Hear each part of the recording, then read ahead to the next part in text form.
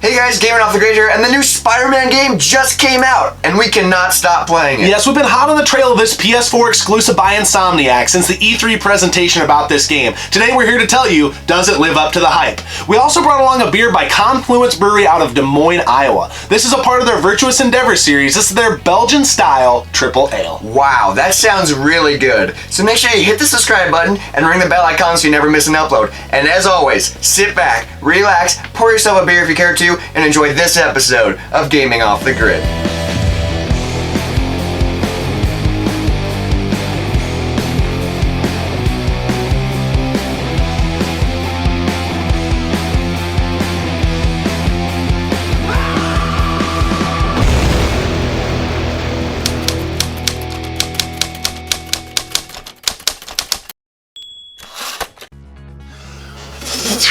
Alright, here we go. Spider-Man, the PS4 exclusive. Obviously, this game had a ton of hype behind it. From the time it was announced, the early reviews are in. They're saying this game is fantastic. They're saying this game is possibly the game of the year. Wow.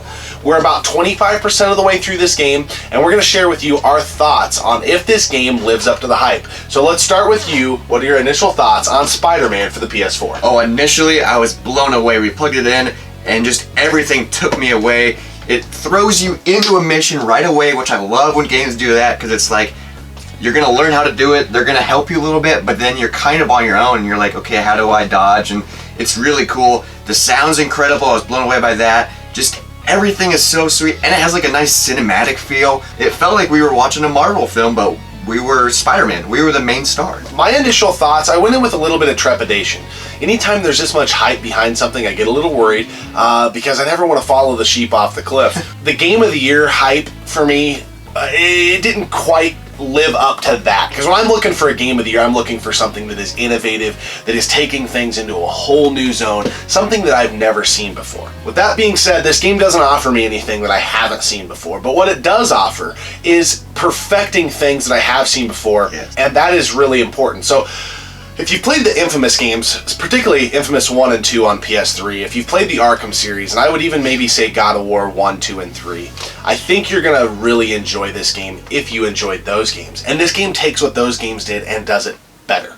The open world city element immediately reminded me of Infamous. The combat system is obviously very tied to the Arkham series, as this is an Insomniac game, who is the powers behind the Arkham series. And then it's got that kind of button mash vibe of the God of War combat system that if you don't learn it right away, you're going to struggle in the latter parts of the game. So that is kind of my feel of this game, is it does all those things, but better than all those games. To wrap up that thought, this is, in my opinion, the best superhero game ever made. Wow. Does that mean it needs to garner Game of the Year conversation? I don't know. I'm going to wait to tag it as the Game of the Year. We still got some time with 2018 left. We still need to finish this game. We're only about 25% of the way through. Yeah, I want to sit down and beat this game right away because I'm hooked already. I'm a huge fan of the Arkham series, and it has that similar feel like you were talking about. So I love it. The fighting style, just the way you can move, the gadgets. But what's cool about this game that the Arkham series doesn't have is the customization, which is really cool behind the curtains. There's so much stuff you can do. You can level up and get skill points and like upgrade different tiers and unlock new moves, which a lot of games have. And I'm like, yeah, this is cool. And then you can unlock different suits, you can unlock different gadgets. There's just all this stuff, endless possibilities and endless combinations of stuff you can combine to make the gameplay experience different for everyone. Yeah, that's one part that really started to reel me in. When we started being able to unlock new suits and get new abilities and things like that, it was a lot of fun. We've seen some of that in the Arkham series, but not to this level. Yeah, I've never seen a game with this much customization. Yeah, the suit we currently have, I'm hoping to start a little bit of a movement here. I call it the hashtag Gold Dust Spider-Man movement. It reminds me of Gold Dust's outfit of the modern era, and Gold Dust is one of my favorite wrestlers of all time, and you pair that with Spider-Man, who I don't really care for to begin with, and I actually really enjoyed the game. I'm like, yes, I'm taking on the city as Gold Dust Spider-Man. Gold Dust Spider-Man. It was pretty cool. It's a really cool outfit, and it looks nothing like Spider-Man, and so that's really cool. A lot of the side missions you can do, so there's the main story, but there's endless side missions, and you get like these like tokens or collectibles, and there's so many, there's like 7 or 8 different tokens you can get, and that's how you upgrade your suits. That's how you get different perks and upgrade your gadgets. So you kind of have to do the side missions while you're doing the main story to help yourself in the long run because you'll get stronger and stuff. You can just do the main story, you'll level up, but you gotta do both. Yeah, so you mentioned the theatrical and cinematic aspect of this game, and I think that is another part that really drew me in. There were moments I really felt like we were in the theater when I was watching you guys play it. We had a bunch of friends over for the release of this game, and there was a lot of times I didn't even want to play it. I just wanted to keep watching it be played because it was so neat. And I also was really struck, and I don't know from an art style they were attempting to do this or not, but the distinct drop-off in the game when you are playing as Peter Parker from when you're Spider-Man, it is so noticeable. Like, the first few Peter Parker moments of the game are so dry. They're so boring. They're so slow. They're so prodding. And for me, from a cinematic standpoint, I was like, wow, they're showing the contrast of his life as Spider-Man and life as Peter Parker. He's living a double life. Which is really cool. It's cool that they did that, because I remember playing a Spider-Man game, I think it was on GameCube or Xbox or something, and you were just Spider-Man. You could just fly around and do missions. So I love how they did like this contrast. So you play Spider-Man and Peter Parker, and you see both sides. As Spider-Man, he's like this confident, cocky guy, but as Peter Parker, he doesn't really have his life together. He's trying to learn how to live, trying to learn how to pay his bills, just trying to figure out who he is as Peter Parker, and it's cool to see the difference. Yeah, and he's trying to pay his bills and doesn't do a very good job. Spoiler alert, he gets evicted. So anyways, no, but it really does speak to the struggle that I think a lot of people deal with, and so it really kind of rings true, and it's really neat to see that element of he feels more comfortable as Spider-Man than he does as his own self. And it's just a cool dynamic. Those of you who are Spider-Man fans out there, you know this already about the story, but to watch it brought to life in a video game was something very unique. And I love how early on there's a lot of foreshadowing. Yes. And there's a lot of characters, I don't know that much about Spider-Man, but there's a lot of characters that like I recognize, like Aunt May, and there's a reference to Uncle Ben, and then like there's Doc Ock, and like all this other stuff that we're only 25% of the way through, so I don't know if it is foreshadowing, but I have a feeling that, you know, we're gonna see these characters come out later, and there's reference to all like these bad guys that he's fighting, and it's just so cool how they tie the entire Spider-Man world into one game. Yeah, the storytelling element is where I think, in my opinion, this game thrives. It does a lot better job of tying all of that together and making it feel like a movie than I think any of the Insomniac games that preceded it do. You know, the Arkham series is a fantastic job, and that Joker is one of my favorite Jokers ever. He's incredible. He does a great job, but there's something just a little bit different about the way they do it in this game. And I love how they show the relationship between Peter Parker and Mary Jane. Why did you ask me here, Pete? You know, just dinner between friends. Friends. Was that what we are? Well, maybe we could be, you know, if that's what you wanted. There's a lot of baggage here. You can definitely tell that Peter Parker's like in love with Mary Jane, so you're it's tugging on your heartstrings. You kind of want them to get together. So there's all these things that come together and they make this game so much more than just a superhero game. Yeah, speaking of superhero games, let's talk about a superhero beer. Ooh. We brought along Confluence's Belgian Triple L. It's a part of their Virtuous Endeavor series. What did you think of this beer? Oh, it's really good. It's, for being a Belgian triple, this is really smooth. It's kind of refreshing. It has a nice crisp flavor, but there's a lot going on. Like, there's so much flavor that comes through. There's like a velvety taste, which is really good. Yeah, the mouthfeel is very smooth, velvety, like you said. Almost has a juice element to it. But as far as being a 9.9% beer, it is so smooth and drinkable. It's incredible, and I expected nothing less. We picked this beer for a reason. We were super excited about this game and to do this episode, and we love Confluence Brewery. It's right in our neck of the woods here in Des Moines, Iowa, and they always hit it out of the park, and they did it again with this beer right here. Yes. So if you're ever in the area, make sure anything from Confluence Brewery you try out, because they do a fantastic job.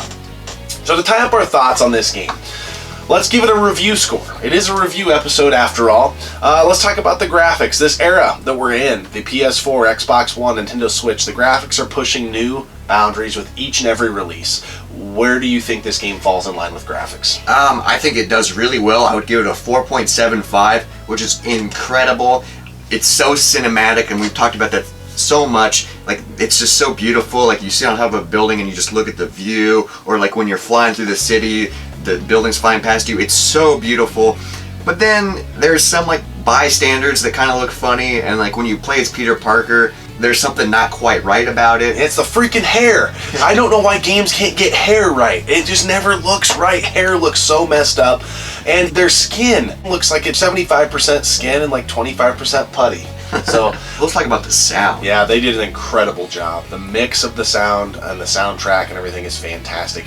You know, action games, you always worry, they're going to pump too much low end through things, and they did not. They didn't overdo it. The low end is well placed. The big bass thumps happen when they need to happen. They happen at the point of contact. If you have a great sound system, you are going to enjoy this game, and you're going to question sometimes, like, am I in a movie or am I playing a video game? Yeah. This really, seriously, this game, it's incredible how much it feels like you are at a Marvel movie. There's a song that plays occasionally throughout the game. It's like a chanty kind of chorusy thing, and it reminds me a lot of Star Wars, so it tugs on my nostalgia string. It just makes me love this game even more. I want to talk about the controls a little bit. I think it's most fair to let you talk about that. You're a huge fan of the Arkham series. You've played more Insomniac games than most people I know.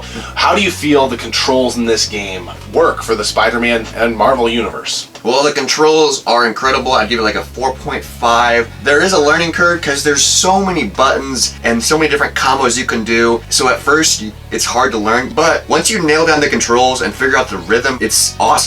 Yeah, and I think that button mash element, you know, again, for hardcore people, get yourself to two hours into this game. You're right, initially you can button mash your way through fights, but we are at a point in the game at the 25% mark where if you don't know these controls, you're not going to do very well. Yeah, you'll just keep dying. You got to learn how to dodge and flip and slow motion, and you need that to play the game, basically.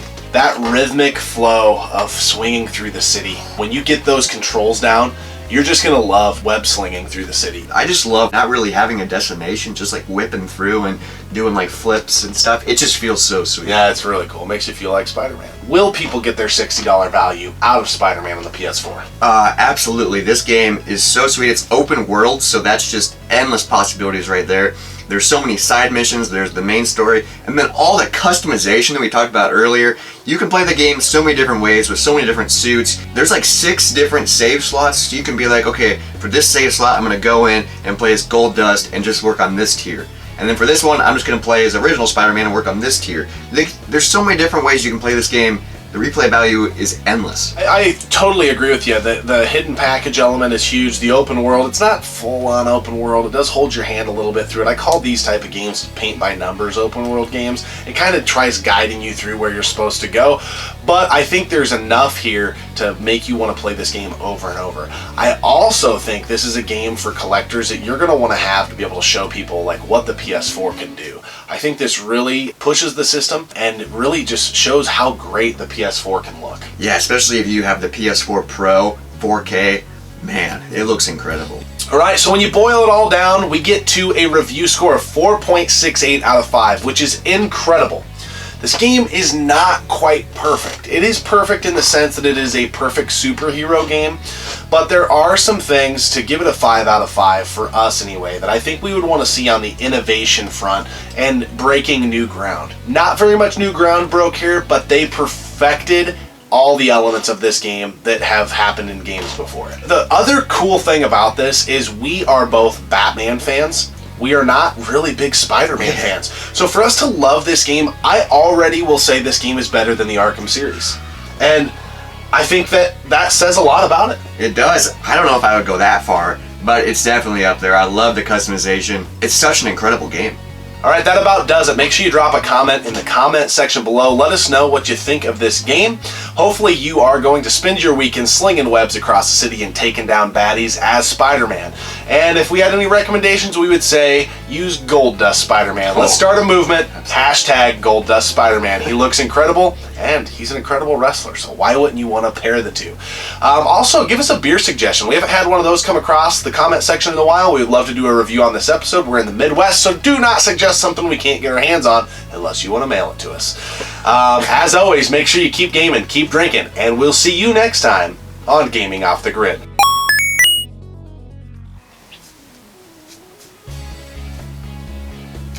Hey guys, Gaming Off the Grid here, and then there's what?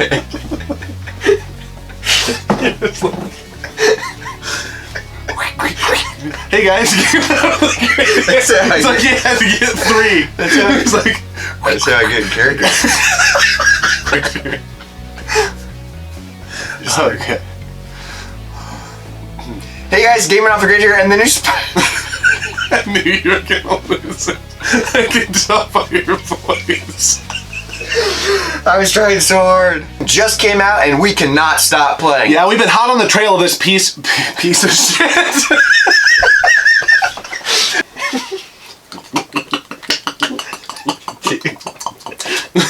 That was really